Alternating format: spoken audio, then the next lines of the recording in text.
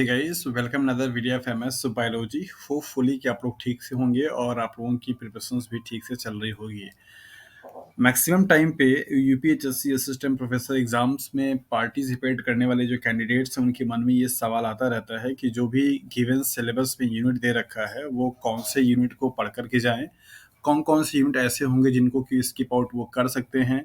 बहुत सारे लोगों के साथ में ये भी समस्या होती है कि वो प्योर जूलॉजी से नहीं है, तो उनके लिए बहुत सारे जूलॉजी में दिए गए जो सिलेबस होते हैं उनको पढ़ना थोड़ा सा डिफिकल्ट हो जाता है। तो आज की इस वीडियो में बात करने वाले हैं पूरे उस यूनिट वाइज जो सिलेबस में आपको दे रखा है उनके एग्जाम्स में वेटेज को लेकर के, और कौन कौन से ऐसे यूनिट होंगे आपका जो मास्टर्स का डिग्री है उसके बेसिस पे कि आपको कितना मिनिमम पढ़ करके जाना चाहिए, और कौन कौन से यूनिट हैं जिनको कि आप स्किप आउट कर सकते हैं, क्या एग्ज़ाम का स्ट्रक्चर है और एग्ज़ाम्स में बने रहने के लिए आपको मिनिमम कितने क्वेश्चंस को अटेम्प्ट सही सही करना होगा। ये सब कुछ यहाँ पे क्या करेंगे, एनालिसिस करेंगे। दूसरी चीज़ ये है कि अभी अब आपके पास टाइम बहुत ही कम बचा हुआ है। ऑलमोस्ट आपका फरवरी जाने ही वाला है, 10 दिन का और टाइम बचा हुआ है। सिर्फ अकेला आपके पास मार्च बचेगा। अप्रैल के आपके फर्स्ट वीक से आपके पास प्रेशर आना स्टार्ट हो जाएगा कि आपका ये वाला पोर्शन छूटा हुआ है, आपका ये वाला पोर्शन नहीं हो पाया है, आपने ये वाला कर लिया है। ये सारी चीज़ें आपके दिमाग में चलना शुरू हो जाएंगी। तो अब आपको थोड़ा स्ट्रेटजी वाइज बना करके स्टडी करने की ज़रूरत है, रिवीजन करने की ज़रूरत है, प्रीवियस ईयर क्वेश्चंस को सॉल्व करने की ज़रूरत है।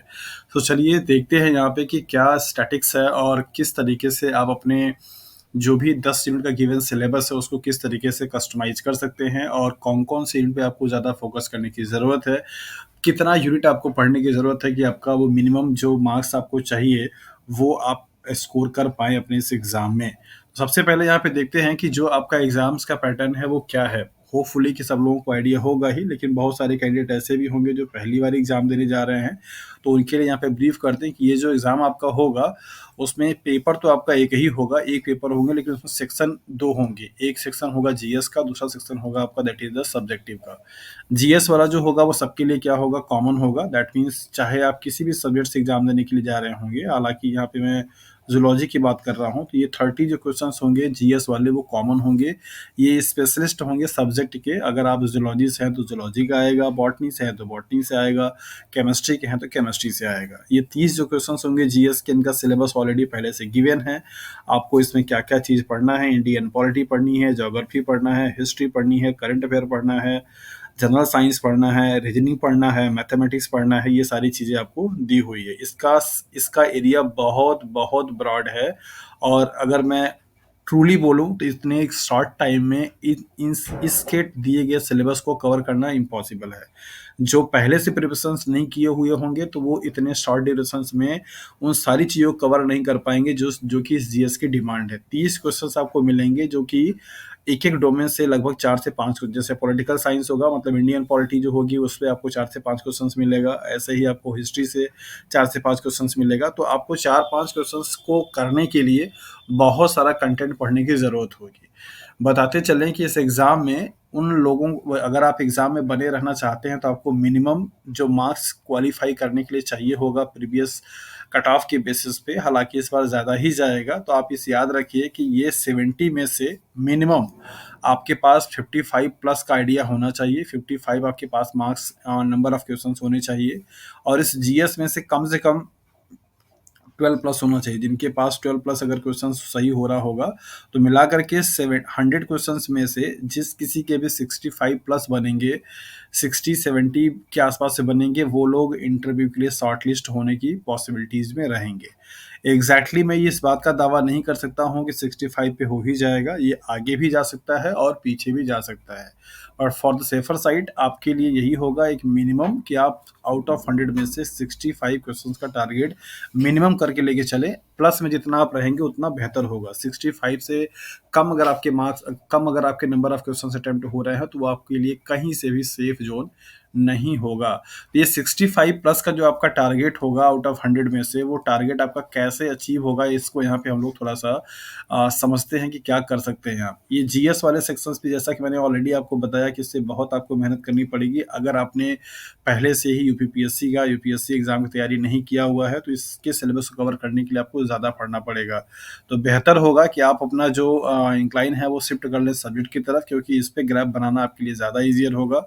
आप ये मान के चलिए कि अगर आपने पहले से स्टडी नहीं किया हुआ है, 30 में से अगर आप 10 से 12 क्वेश्चंस भी कर ले जाते हैं करंट अफेयर और जनरल साइंस और हिस्ट्री पॉलिटी को मिला करके, तो भी आपके लिए ठीक होगा।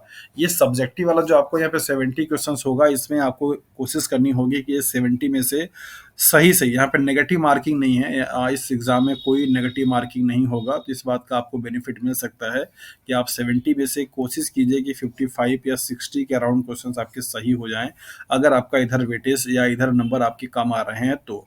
और अगर आप यहाँ जीएस में कर सकते हैं 15 क्वेश्चन, 17 क्वेश्चन, 18 क्वेश्चन, तो आपके लिए बहुत ज़्यादा बेनिफिशियल होगा, प्लस में होगा। तो ये जो 70 क्वेश्चंस आपके सब्जेक्ट से आएंगे, आउट ऑफ 10 यूनिट आपको पूरा सिलेबस दे रखा है, तो वो 10 यूनिट में से आपको कौन कितना यूनिट मिनिमम पढ़ करके आपको जाने की ज़रूरत है, और क्या क्या यूनिट हैं जो कि आपको ज़रूर से ज़रूर पढ़ना ही चाहिए, ये सब कुछ यहाँ पे हम लोग देखेंगे। अगर आप यहाँ पे देखें तो पूरा आपके यूपीएचएससी असिस्टेंट प्रोफेसर के जूलॉजी के पेपर में जो सिलेबस आपको दे रखा है वो 10 यूनिट्स का है। तो इस तरीके से 70 question is equal to 10 units. तो अगर आप यहाँ पे देखेंगे तो 7 क्वेश्चंस आएंगे आपको 1 यूनिट के हिसाब से, मतलब हर एक यूनिट से मैक्सिमम आपको 7 क्वेश्चंस क्या होगा देखने को मिलेगा। चाहे वो आपका पहला यूनिट मॉलिक्यूलर बायोलॉजी का हो, दूसरा यूनिट सेल बायोलॉजी का हो, तीसरा यूनिट मॉलिक्यूलर बायोलॉजी का हो, चौथा पैरासिटोलॉजी का हो, फिर इसके बाद पांचवा डेवलपमेंटल बायोलॉजी का हो, छठवां फिर एनिमल फिजियोलॉजी का हो, सातवां जेनेटिक्स का हो। ये सारे आपके यूनिट यहाँ पे दे रखे हैं। आठवां आपका एनिमल सिस्टमेटिक मीन्स क्लासिफिकेशंस का है, नौवां इकोलॉजी का है, और इसके बाद 10वां आपका एनिमल बिहेवियर का है। तो ये 10 यूनिट आपका पूरा सिलेबस दे रखा है।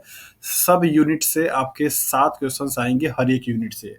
आपके पास टारगेट है कि 70 में से आपको मिनिमम 55 प्लस क्वेश्चंस आपको क्या करना है, सॉल्व करके ही जाना है, सही करके जाना है, राइट। तो उस हिसाब से अगर आप देखेंगे तो अगर आपका एक यूनिट से 7 क्वेश्चंस आने की पॉसिबिलिटी है ऑन एन एवरेज बेसिस पे, स्टैटिक्स आपको यही कहती है, तो अगर उसके बेसिस पे आप देखेंगे तो आपको मिनिमम 6 यूनिट तो पढ़ करके जाना ही जाना है कम से कम। उससे ज़्यादा आपको करने की ज़रूरत पड़ेगी, लेकिन उतना तो कम से कम आपको पढ़ना ही पड़ेगा, राइट।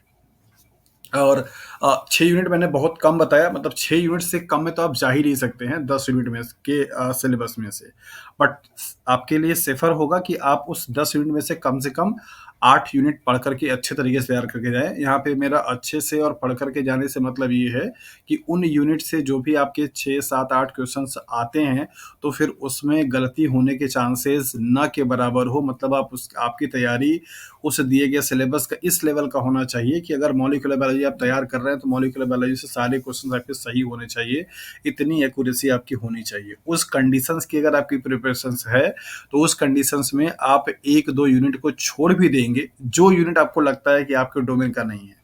मान लीजिए कि अगर आपने बायोटेक्नोलॉजी से एमएससी किया हुआ है और आप जूलॉजी के फॉर्म फिल कर दिए हैं, तो हो सकता है कि आपको ये वाला unit means unit number 9, unit number 8 और यूनिट नंबर 10, ये 2 यूनिट आपके लिए हो सकता है पढ़ने में बड़ा ही दिक्कत करे। तो अगर आप ये 2 यूनिट छोड़ देते हो तो आपके पास 8 यूनिट बचेगा, और 8 यूनिट आपको बहुत अच्छे से तैयार करेंगे, तब जाकर के आप आसानी से ये वाला टारगेट जो है वो पूरा कर पाएंगे। तो अपने मास्टर्स के बेसिस पे क्या-क्या मास्टर्स की डिग्री होगी जो कि आप ज़ूलॉजी में फॉर्म फिल कर सकते हैं, लाइक जहाँ पे दे रखा है। आप फिशरीज से भी एमएससी किए हुए होंगे तो भी आपने फॉर्म फिल किया हुआ होगा। एक्वाकल्चर से होंगे तो भी, एनवायरमेंटल साइंस से होंगे तो भी, लिनोलॉजी से होंगे तो भी, एंटोमोलॉजी से होंगे तो, biotech, bioscience, genetics, bioinformatics, life science and genetic engineering. तो इन ये भी किसी भी सब्जेक्ट से आपकी मास्टर्स है, और आपके मास्टर्स के सिलेबस में जो भी चीज़ें आपने पढ़ी हुई है उसके अकॉर्डिंगली आप यहाँ पे देख पाएंगे कि आपका कौन सा जो यूनिट है वो आपके फेवरेबल में है, मतलब आपने उसको पढ़ा हुआ है मास्टर्स पे, उस पे आपकी पकड़ है, आप आसानी से उसको कर सकते हैं। जो यूनिट आपके लिए पढ़ा हुआ हो और जो यूनिट आपने मास्टर्स में पढ़ी हुई हो या नेट के एग्जाम की तैयारी में पढ़ा हुआ है, वैसे अगर आप नेट क्वालिफाई हैं सीएसआईआर का तो डेफिनेटली आपने ये सारी यूनिट पढ़े होंगे, फिर तो आपको कुछ स्किप आउट करने की ज़रूरत ही नहीं है।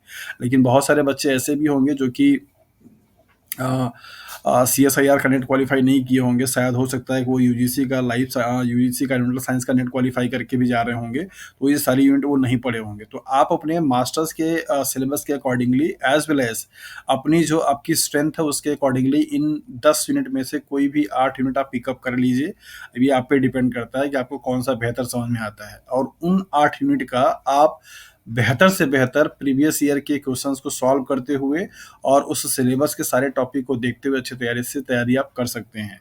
तो हर किसी कैंडिडेट के लिए 2 यूनिट का मार्जिन है कि आप अपने अकॉर्डिंगली 2 यूनिट कोई सा भी यूनिट छोड़ सकते हैं। अगर आप 8 यूनिट का भी प्रिपरेशंस ठीक से कर लेते हैं तो आप आसानी से इस एग्ज़ाम के कॉम्पिटिशन्स में बने रहेंगे। एज़ वेल एज़ आपका जीएस का भी इतना हो कम से कम कि आप 10 से 12 क्वेश्चंस वहाँ पे निकाल पाएँ। जो भी आपका दोनों मार्क्स मिला करके दोनों सेक्शन को मिला करके मार्क्स होगा उसके बेसिस पे कट ऑफ बनेगी। फिर आप इंटरव्यू के लिए क्या किए जाएँगे, शॉर्टलिस्ट किए जाएँगे। और इंटरव्यू का वेटेज बहुत ज़्यादा नहीं है, सिर्फ 30 क्वेश्चंस का आपका वेटेज होता है, उसमें भी मिनिमम और मैक्सिमम का कॉन्सेप्ट चलता है। 13 नंबर मिनिमम और 27 नंबर मैक्सिमम आपको ये इंटरव्यू में दिए जाते हैं। तो आप ये मान के चलिए कि आपका सिलेक्शन पूरी तरीके से आपके ही हाथ में है।